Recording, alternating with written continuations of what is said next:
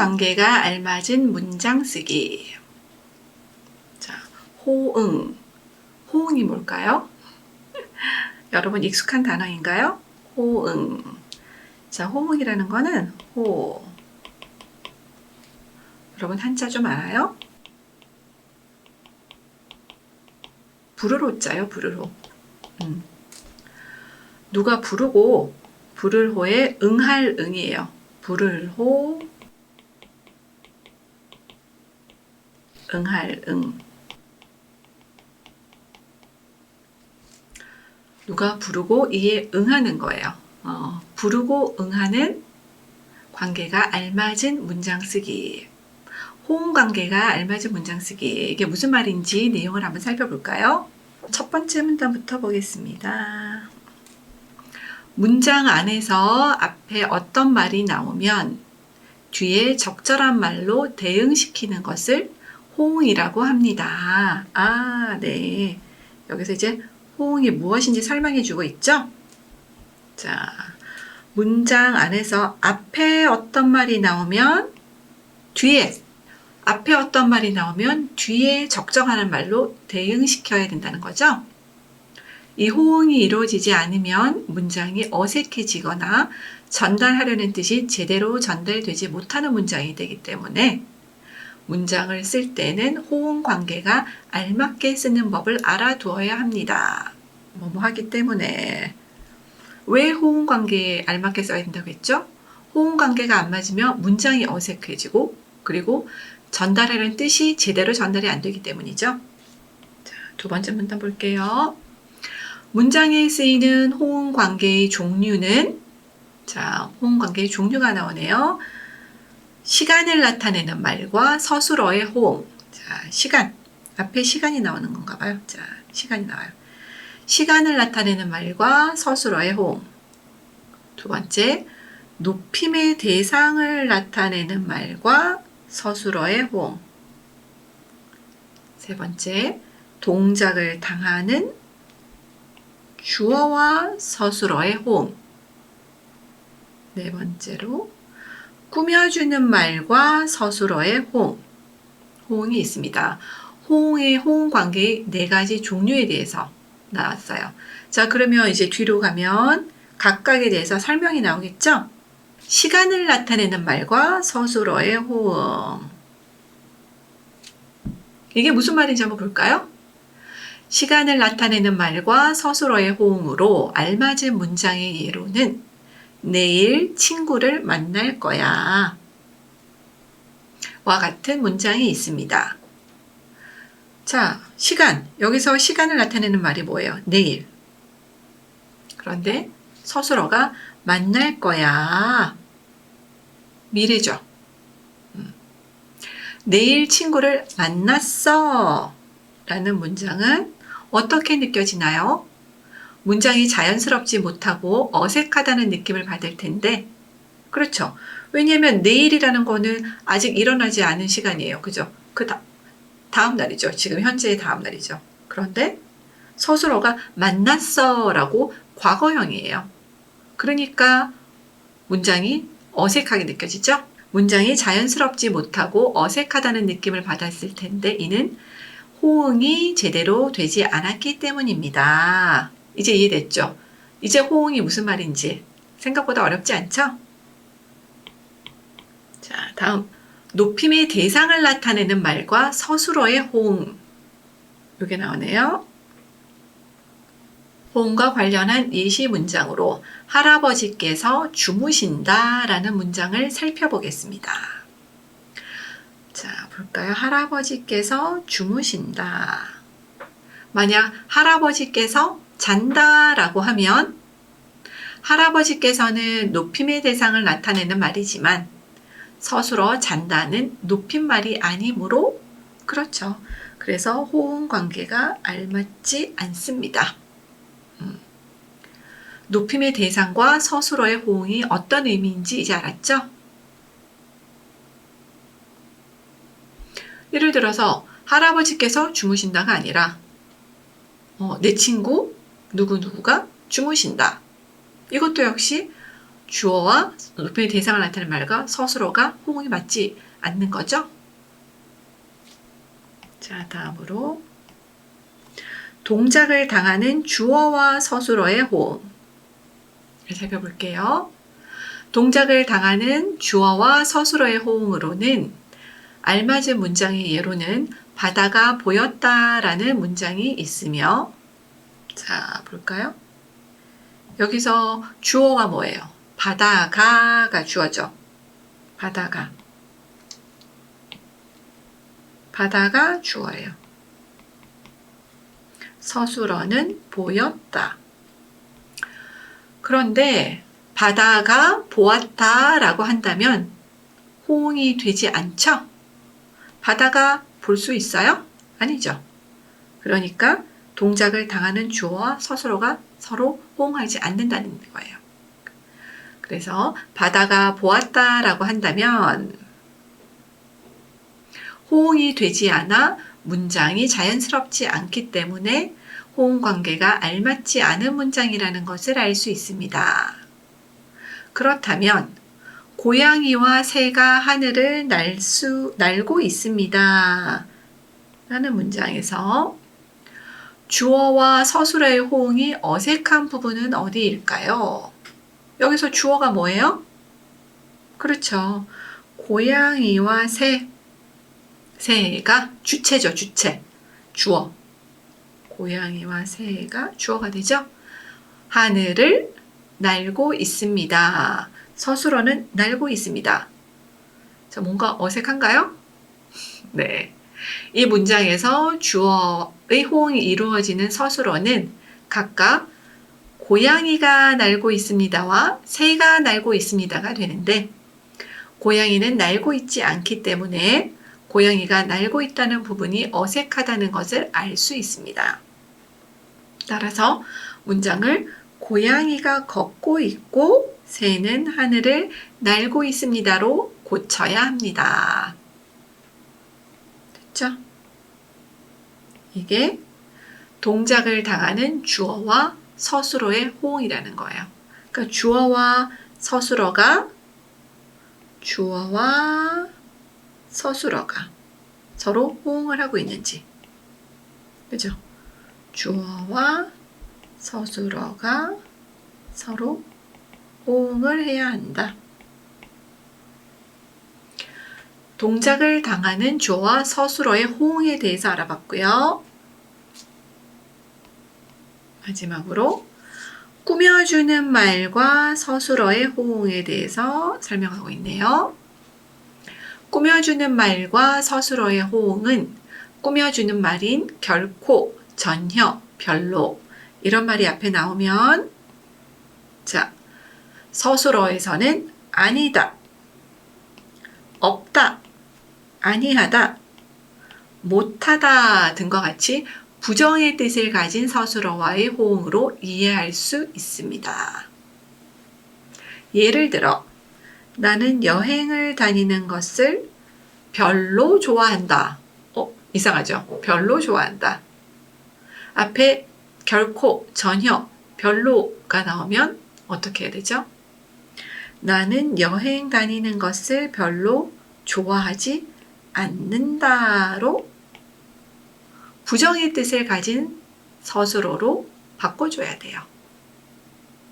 꾸며주는 말과 서술어의 호응이 맞지 않으면 호응 관계가 맞지 않는 거죠. 이렇게 호응 관계가 알맞은 문장 쓰기에 대해서 배워봤고요. 이 내용을 요약해서 5줄 요약으로 한번 소리 내어서 읽어보겠습니다. 자, 호응 관계가 알맞은, 우리가 배운 글의 제목이 뭐죠? 호응 관계가 알맞은 문장 쓰기. 자, 이 내용의 5줄 요약을 해보겠습니다. 1. 문장에서 앞에 나온 말의 뒤에 적절한 말로 대응시키는 것을 호응이라고 합니다. 시작.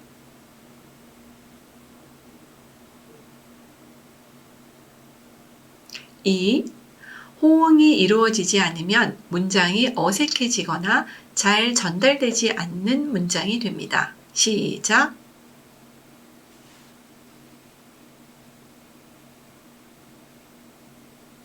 3. 시간을 나타내는 말과 서술어의 호응에 알맞은 문장의 예로는 내일 친구를 만날 거야가 있습니다. 시작.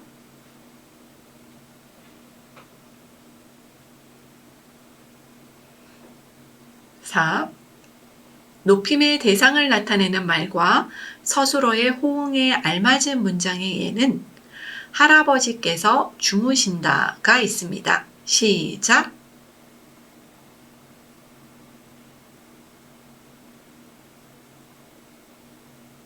5.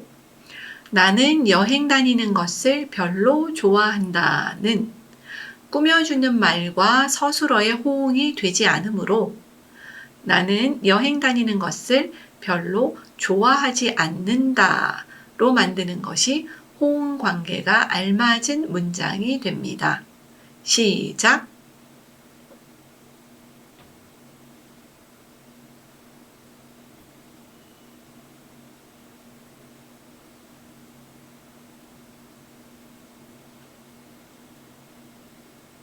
네, 모두 소리내어 읽었나요? 좋아요. 선생님과 수업이 끝나고 나면 여러분도 알다시피 5줄 요약을 원고지에 문장 부호, 띄어쓰기에 맞춰서 꼭 써보세요. 자, 쓰기 연습 다음에 이제 어휘 연습으로 들어갑니다. 어휘 연습. 자, 호응 관계가 알맞은 문장 쓰기에서의 어휘 연습. 대응이라는 어휘 기억나나요? 마주대, 응할, 대자가 마주대, 마주하다라는 거 알아요, 여러분? 마주보다, 마주하다. 마주할 때, 응할,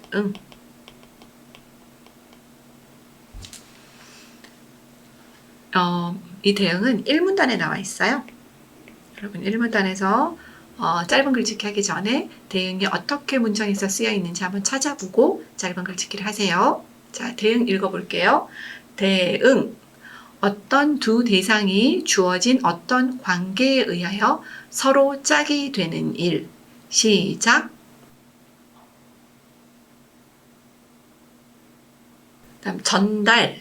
자, 전달도 1문단에 나왔는데 한번 찾아보세요. 1문단에서 전달이 어떻게 쓰여져 있는지.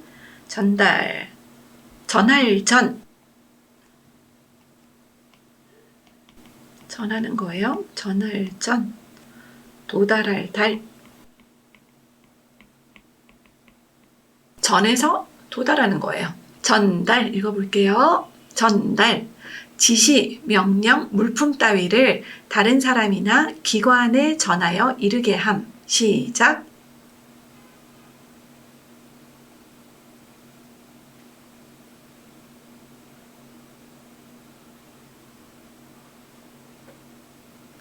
네, 잘했어요. 자, 짧은 글짓기 전달하다 뭐 하나 해볼까요? 자, 나는 어머니에게 고마운 마음을 전달하기 위하여 무엇을 할지 고민해봤다. 이거 뭐 싫어요? 다른 걸로 할까요? 그러면 누구? 예쁜 여학생이 있어요? 아니면 잘생긴 남자친구? 마음에 드는 친구가 있어요? 자, 누구누구에게, 내가 좋아하는 누구누구에게 마음을 전달하기 위해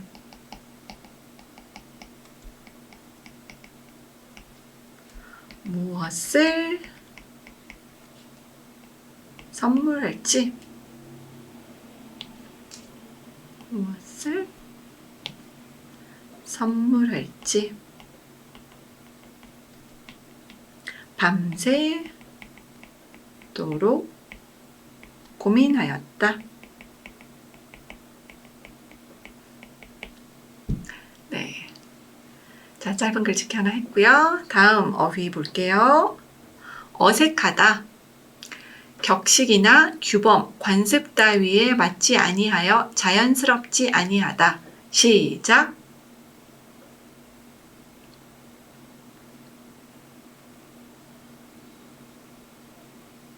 네. 자, 어색하다는 지문에서 1문단에 나와 있어요. 어색하다가 어떻게 지문에 사용되었는지 확인한 후에 그리고 여러분도 짧은 글짓기를 해보세요. 결코, 어떤 경우에도 절대로. 시작.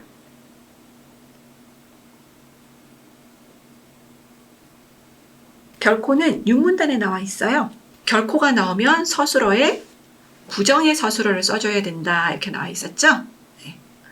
다음 어휘는 부정.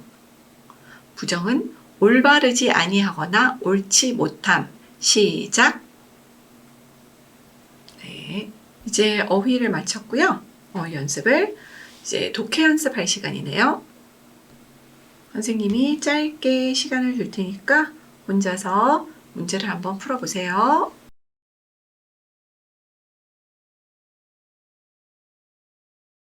선생님과 함께 풀어볼까요? 답을 확인해 볼까요? 자, 1번.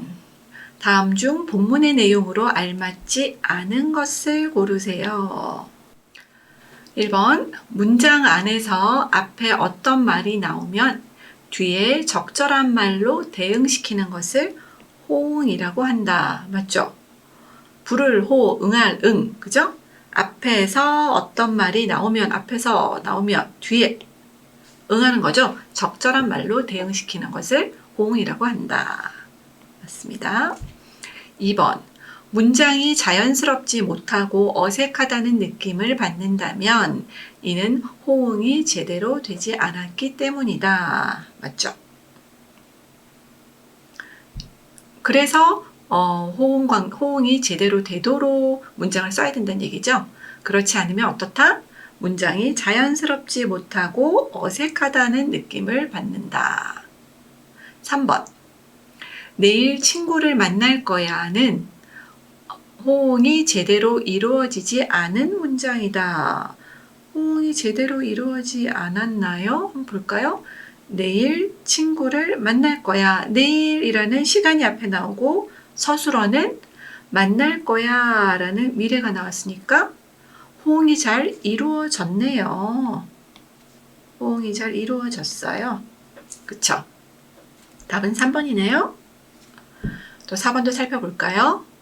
꾸며주는 말과 서술어의 호응은 꾸며주는 말인 결코, 전혀, 별로는 아니다, 없다, 아니하다, 못하다 등과 같이 부정의 뜻을 가진 서술어와의 호응으로 이해할 수 있다. 그렇죠. 꾸며주는 말 앞에 결코, 전혀, 별로가 나오면 서술어에서는 뭐가 나오기로 했어요? 부정의 의미. 아니다, 결코 아니다, 결코 없다, 결코 아니하다, 결코 못하다, 전혀 아니다, 별로 없다. 그쵸? 앞에 결코, 전혀, 별로가 나오면 서술어는 부정의 서술어가 나오기로 했죠? 네, 맞아요. 5번. 문장을 쓸 때는 호응 관계가 알맞게 쓰는 법을 알아두어야 한다. 그렇죠. 그래야지 의미가 잘 전달되고 어색하지 않겠죠? 답은 3번이에요. 모두 3번 쉽게 골랐죠? 자, 2번 문제를 볼까요? 다음 중 문장에 쓰이는 호응 관계의 종류로 알맞지 않은 것을 고르세요.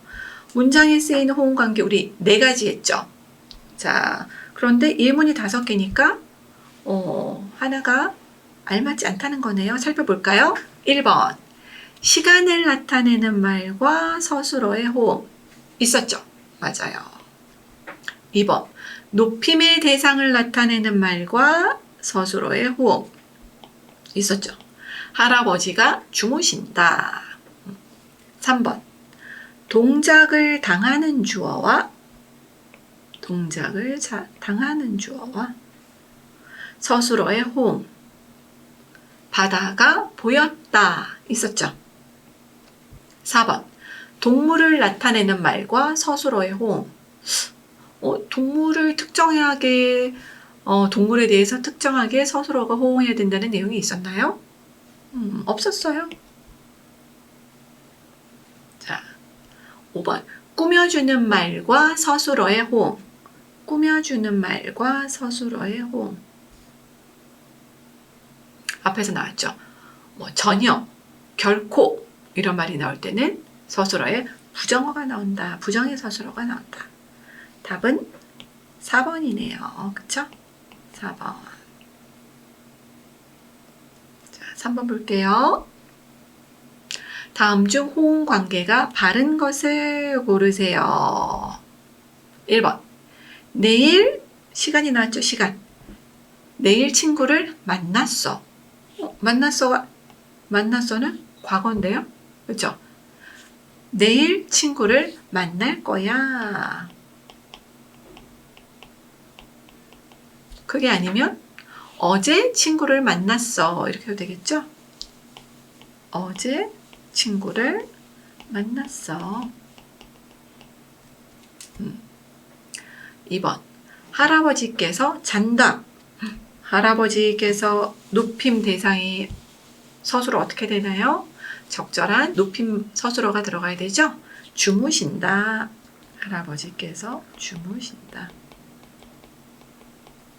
3번. 나는 여행 다니는 것을 별로 좋아하지 않는다. 별로가 나오면 서술어가 부정어가 된다 그랬죠? 좋아한다가 아니라 부정해서 좋아하지 않는다. 맞네요. 3번이 답이네요. 4번 볼까요? 고양이와 새가 하늘을 날고 있다. 서술어는 하늘을 날고 있다가 서술어인데 주어가 고양이와 새가 다 하늘을 날 수 있나요? 아니죠? 했죠.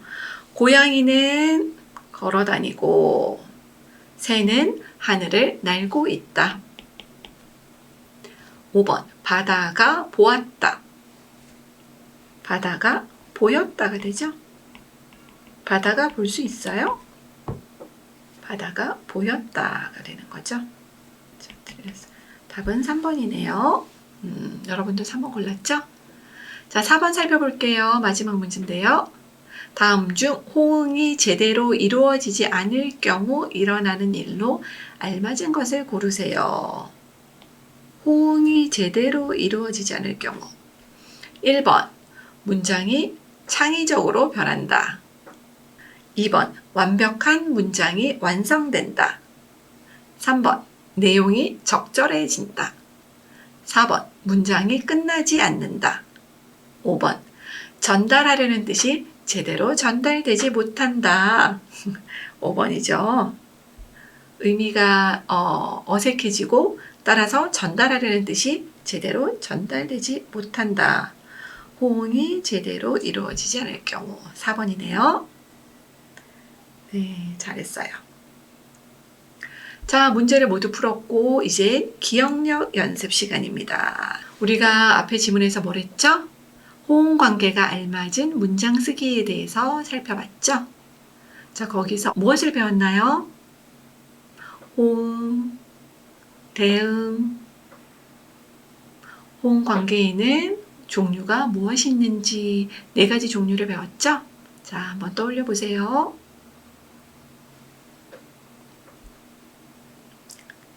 시간을 나타내는 말과 서술어의 호응, 높임의 대상을 나타내는 말과 서술어의 호응, 또 뭐가 있죠? 동작을 당하는 주어와 서술어의 호응, 그리고 꾸며주는 말과 서술어의 호응, 거기서 어떤 어휘를 배웠는지. 자, 네. 시간이 거의 다 됐어요, 여러분. 그래서 오늘은 호응 관계가 알맞은 문장 쓰기까지 하고요.